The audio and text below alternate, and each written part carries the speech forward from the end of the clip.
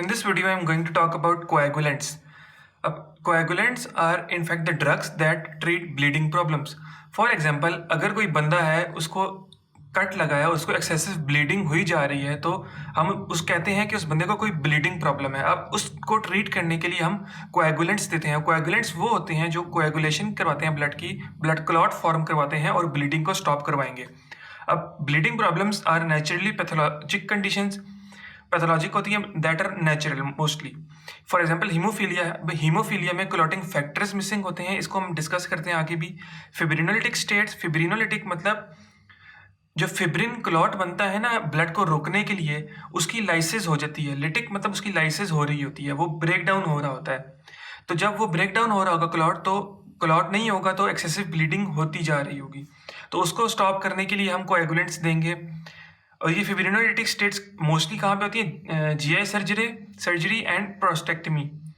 Mostly ये surgery से related है कि कोई भी सर्जरी हो रही होगी उसमें प्रॉब्लम्स अराइज कर सकती हैं कि हमारे पास एक्सेसिव ब्लीडिंग हुई जा रही हो, तब हम कोएगुलेंट्स का यूज़ कर सकते हैं और करते भी हैं. So use of anticoagulants में also give rise to haemorrhage.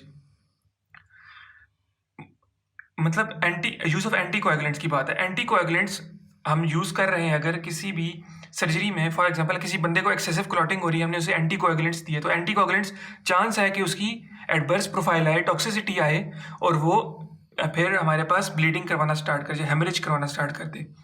तो उस हेमरेज को स्टॉप करने के लिए, ब्लीडिंग को स्टॉप करने के लिए हम कोएगुलेंट्स फिर उसके साथ एडमिनिस्टर करेंगे.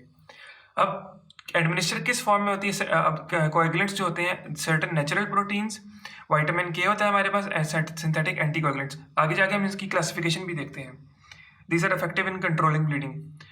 अब हीमोफीलिया की मैंने बात की. Haemophilia is a pathologic condition that is a deficiency in the plasma coagulation factors. Factor 8 and factor 9 are absent. अब जो पाथवेज होते हैं हमारे पास for the coagulation, extrinsic and intrinsic pathways. अब वो कह रहा है हीमोफीलिया की क्या कंडीशन है कि हीमोफीलिया में फैक्टर्स एब्सेंट हैं. वो फैक्टर्स जब नहीं होंगे तो पाथवे प्रोसीड नहीं करेगा. जब पाथवे प्रोसीड नहीं करेगा तो ब्लड क्लॉट नहीं बनेगा. जब ब्लड क्लॉट नहीं बनेगा तो ब्लीडिंग स्टॉप नहीं होगी. जब ब्लीडिंग स्टॉप नहीं होगी तो अब हमें कोएगुलेंट्स देने पड़ेंगे. तो इसीलिए हीमोफीलिया को डिस्कस करना लाजमी है यहाँ पे. ट्रीटमेंट क्या होगी हीमोफीलिया की कंडीशन में? There is concentrated preparation of this factors that is obtained from the donors, और डोनर से ऑब्टेन करके उन फैक्टर्स को फिर रेसिपिएंट्स में दिया जाता है. या फिर ब्लड ट्रांसफ्यूजन भी दे सकते हैं, क्योंकि ब्लड ट्रांसफ्यूजन में भी हमारे पास इंपॉर्टेंटली फैक्टर्स प्रेजेंट होंगे. अब मैं अगर बात करूं क्लासिफिकेशन ऑफ कोएगुलेंट्स की, तो हमारे पास there are 4 classifications. The first is the aminocaproic acid and tranexamic acid. First of all अगर मैं नेचर की बात करूं, nature it is synthetic, both of them aminocaproic acid and tranexamic acid. mechanism of action क्या है कि they inhibit plasminogen activation. plasminogen activation से क्या हो रहा है? जनरली फिजियोलॉजिकली हमारे पास जो बॉडी में हो रहा होता है वो है प्लाज्मिनोजेन बनता है. प्लाज्मिनोजेन से प्लाज्मिन बनता है और वो जो क्लॉट बना होता है उसको डिसॉल्व कर देता है. फॉर एग्जांपल हमारे पास ब्लीडिंग कट लगा, उधर से ब्लीडिंग हुई तो उधर हमारे पास क्लॉट बन गया. जब ये क्लॉट बन जाएगा और रिपेयरिंग हो जाएगी टिश्यू की, तो हमारे पास इस क्लॉट को डिसॉल्व भी तो करना है बाद में. तो क्लॉट को डिसॉल्व करने के लिए हमारे पास बॉडी में प्लाज्मिन होते हैं. अब हमारे पास हमने कोएगुलेंट्स यूज कर रहे हैं, तो इन कोएगुलेंट्स का अमाइनोक्लोप्रिक एसिड का, ट्रानेक्सिमिक एसिड का मैकेनिज्म ऑफ एक्शन क्या है कि दिस इनहिबिट प्लाज्मिनोजेन एक्टिवेशन. जब प्लाज्मिनोजेन एक्टिवेट नहीं होगा, प्लाज्मिन नहीं बनेगा और क्लॉट डिसॉल्व नहीं होगा, तो हमारे पास जो एक्सेसिव ब्लीडिंग हो रही होगी वो रुक जाएगी, क्योंकि ये क्लॉट डिसॉल्व नहीं होगा, क्लॉट बना रहेगा. तो एज अ रिजल्ट हमारे पास जो ब्लीडिंग की स्टेट है वो मिनिमाइज हो जाएगी. काइनेटिक्स इसकी बात करें, ओरली एक्टिव है, orally active and these are excreted in urine. Excreted in urine अगर की हम बात करें तो साइड इफेक्ट हम एक आइडिया लगा सकते हैं कि साइड इफेक्ट अगर हमारे पास किडनी माल फंक्शन है, डिसफंक्शन है, किडनी डिसफंक्शन, तो हमारे पास अफेक्ट हो सकती है इनकी क्लियरेंस. तो टॉक्सिसिटी या एडवर्स प्रोफाइल हमारे पास आ सकती है. साइड इफेक्ट की बात करें, एक और side effect that is IV thrombosis.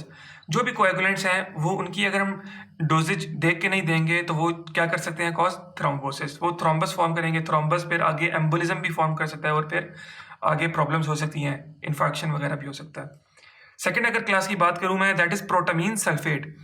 nature is natural, is obtained from the fish sperm, high in arginine content, and it is basic in nature.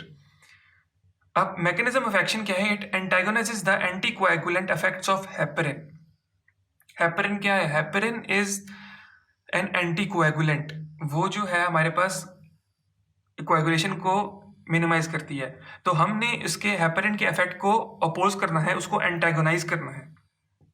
तो ये एंटागोनाइज किससे होगा? प्रोटामीन सल्फेट से। तो इसका मैकेनिज्म ऑफ एक्शन इस तरह है। किस तरह होता है? Positively charge protamine, this is positively charged and heparin is negatively charged. So positively charged protamine interacts with negatively charged heparin forming a stable complex. अब फ्री हेपरिन अवेलेबल नहीं होगी। पॉजिटिवली चार्ज प्रोटामीन ने bind कर लिया negatively charge heparin के साथ। अब heparin available नहीं हुई to dissolve the clot, to perform its anticoagulant activity.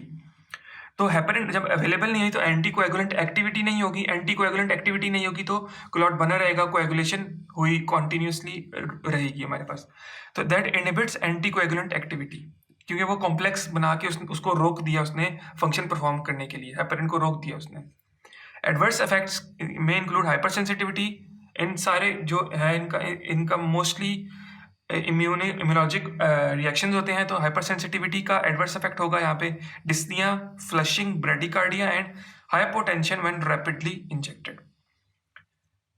Next, अब अगर मैं बात करूँ विटामिन के की, तो vitamin K1 phytonadione can stop bleeding problems due to oral anticoagulants. Oral anticoagulants हमने दिए हैं और हमने विटामिन के फिर यूज़ करेंगे उसको मिनिमाइज करने के लिए, उसको जो टॉक्सिसिटी जा रही है उसकी टॉक्सिसिटी को मिनिमाइज कर लेंगे। Response to vitamin K is slow, अच्छा बड़ा स्लो काम करता है। Requires 24 hours for its effect. Time to synthesize new coagulation factors. अब मैकेनिज्म ऑफ एक्शन क्या आया कि it synthesizes new coagulation factors. Vitamin K coagulation factors बनवाएगा जो हमारे पास फिर एक्टिविटी परफॉर्म करते हैं। तो एज अ रिजल्ट हमारे पास कोएगुलेंट एक्टिविटी आएगी। अगर हमारे पास ब्लीडिंग हो रही है तो वो मिनिमाइज हो जाएगी। लेकिन स्लो है तो हम इसको इमरजेंसी सिचुएशंस में नहीं दे सकते। If immediate haemostasis is required, fresh frozen plasma is infused. Fresh frozen plasma में क्या होता है? हमारे पास फैक्टर्स होंगे तो पहले बने बनाए फैक्टर्स हम दे देंगे तो हमारे पास जल्दी इफेक्ट आ जाएगा as compared to the fact कि हमें न्यू सिंथेसाइज करने पड़े विटामिन के से। Last is the aprotinin. Mechanism of action is it is a serine protease inhibitor that stops bleeding by blocking plasmin. वही प्लाज्मिनोजन वाली बात आई। It can inhibit streptokinase. अब प्लाज्मिन जो है ना, प्लाज्मिन को इनहिबिट किया तो हमारे पास जो क्लॉट है वो डिसॉल्व नहीं हुआ, जो क्लॉट बना हुआ था वो डिसॉल्व नहीं हुआ। तो एज अ रिजल्ट हमारे पास एंटी कोएगुलेंट एक्टिविटी मिनिमाइज होगी और हमारे पास ज़्यादा कोएगुलेंट एक्टिविटी आगे कि क्लॉट वो जो है वो बना रहेगा। Approved for prophylactic use. अब प्रोफाइलैक्टिक यूज मतलब कोई डिजीज पॉसिबिलिटी है कि हमारे पास कोई डिजीज हो सकती है तो उसको मिनिमाइज करने के लिए, उसके चांसेस रिस्क फैक्टर्स को कम करने के लिए हम प्रोफाइलैक्टिक यूज करते हैं। उससे पहले बिफोर हैंड यूज कर लेते हैं to reduce perioperative blood loss. Perioperative in between the operation, blood loss मतलब जो ऑपरेशन के दरमियान में हमारे पास कोई भी ब्लड लॉस का रिस्क होता है उसको हम मिनिमाइज करने के लिए ये एप्रोटेनिन दे सकते हैं। हम रिस्क टू बेनिफिट रेशियो देख लेते हैं फॉर द सर्जरी, तो फिर हम एप्रोटेनिन दे सकते हैं उस बंदे को। Need for blood transfusion for patients of cardiopulmonary bypass surgery. तो मोस्टली हमारे पास बाईपास सर्जरी में हमारे पास ये हम एडमिनिस्टर करते हैं। एडवर्स इफेक्ट क्या हो सकता है? It may cause renal dysfunction due to its clearance की बात आ जाएगी and hypersensitivity, immunologic reaction आ सकते हैं, एनाफाइलेक्टिक रिएक्शन आ सकते हैं हमारे पास।